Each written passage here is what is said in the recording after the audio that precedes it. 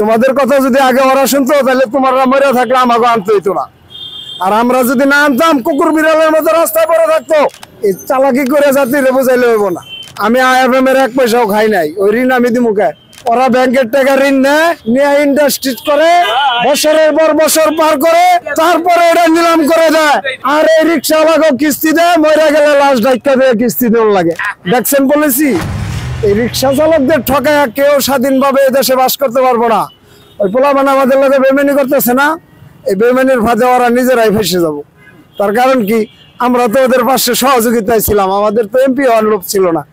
আমরা তো চাকরি প্রত্যাশী ছিলাম না, আমি কোটা প্রত্যাশী, আমি চাকরি চাইছিলাম, আমি রাজনীতি করি। আমি কি এর জন্য ওদের সাথে ছিলাম? এরা এই জিনিসটা কেন বুঝলো না? আজকে বলে যে অমুক আমাদের কথা শোনে না, ও এইটা হয় না, এইটা হয় না। ওরা তোমাদের কথা আগে শুনছিল? তোমাদের কথা যদি আগে ওরা শুনতো তাহলে তোমরা মরে থাকলে আমাকে আনতে হইতো না। আর আমরা যদি না আনতাম কুকুর বিড়ালের মতো রাস্তায় পড়ে থাকতো। একটা অ্যাম্বুলেন্স, একটা চাকার গাড়ি ছিল না। এগুলো আপনারা দেখেন নাই? CCTV ফুটেজ গুলো আমি দেখার জন্য অনুরোধ জানাচ্ছি। ওই জায়গায় রিক্সা চালকদের কি ভূমিকা ছিল? যদি যথাযথ মূল্যায়ন না করে, আগামী নির্বাচন রূপরেখা তৈরি না করে, ওরা কিন্তু জোট বাইন্ধা হলাইছে। কেউ কোনটা আহত হয়েছে, কে কোন এলাকাতে যাইতে পারতেছে না, আমরা বলতে পারবো এই জুলাইয়ের ঘোষণাপত্র। এই চালাকি করে জাতিরে বুঝাইলে হইব না।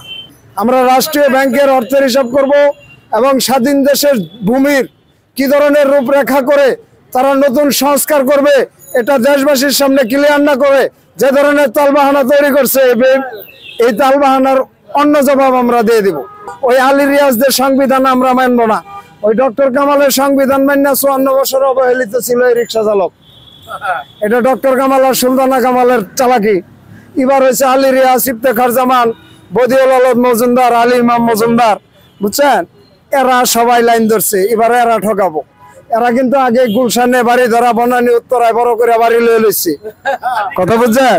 আর আমাদের কোনো কিছু হিসাব নাই। ওই যে আরেক মহানায়ক আছে, আমাকে ঠকানির মহানায়ক, নাম কবো?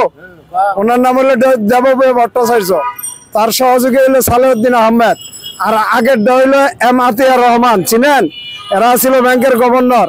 এই তিনজনে মিল্লা পলিটিক্স কইরা এই যে রিক্সা চালকদেরকে ব্যাংকের খাতাতে নাম বাদ দিছে, দেয়া ডক্টর ইউনূসের কিস্তিতে উড়াই দিছে। ওরা ব্যাংকের টাকা ঋণ নেয়, নিয়ে ইন্ডাস্ট্রি করে বছরের পর বছর পার করে তারপরে এটা নিলাম করে দেয়। আর এই রিক্সাওয়ালাকে কিস্তি দেয়, মরে গেলে লাশ ডাক্কা দিয়ে কিস্তি দেওয়ার লাগে। দেখছেন পলিসি? ওই পলিসি বাস্তবায়ন করবার লেগে আবার ওই তাল বাহানা করতেছে। এবার ব্যাংকের টাকা হিসাব করা লাগবো।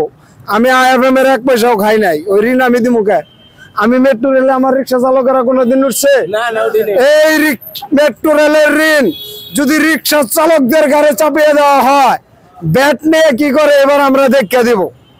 এবার ব্যাটের একটু চ্যাট লাগাই দিব।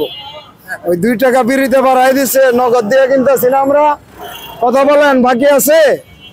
ওই 2 টাকা কই যায়? প্যাকেটে 40 টাকা। এবার হিসাব করে পরে ভোট দেব। কথা বুঝেন নাই? ওই বদিউল আলম মজুমদাররা যা খুশি তা করবে, আমরা তাই মেনে নেব। এবার ওনাদেরকে সংস্কার শিখানো হবে ইনশাআল্লাহ। এই 3 চাকার চালকেরা সব দুর্যোগ মোকাবেলা করে না। এই জাতি, এই দেশবাসী কোন আইন মেনে চলবে, এটা এরা সুন্দর করতে পারবো। কারণ কি জানেন, এরা সব খবরই রাখে। আপনার পকেটের খবর আর বাজারের ব্যাগের খবর, এর চেয়ে বেশি কেউ জানে না। আপনি যদি অফিসে যান, এটাও জানে, আদালতও জানে। পাড়া কি মহল্লা, অফিস বা আদালত, রাজপথ বা গলি, আমাদের সমান অবস্থান, আমাদের বাদ দেওয়া, এইটা হইলো বেইমানি। এই বেইমানির জবাব এবার আমরা দেব ইনশাআল্লাহ, আপনাদের মধ্যেই দেব। আর বর্তমানে আমাদের পরিস্থিতি খুবই খারাপ। রাষ্ট্রীয় যদি কোনো ব্যবস্থা নেয়া, এক্ষেত্রে অনুপ্রবেশ বন্ধ না করে, রাজধানীতে যদি এভাবে 3 চাকার যানবাহন বৃদ্ধি পায়, আগামী 2-4 দিন পরের থেকে আমাদের সংসার তো দূরের কথা, নিজেদের পেট চালানো কষ্ট হবে।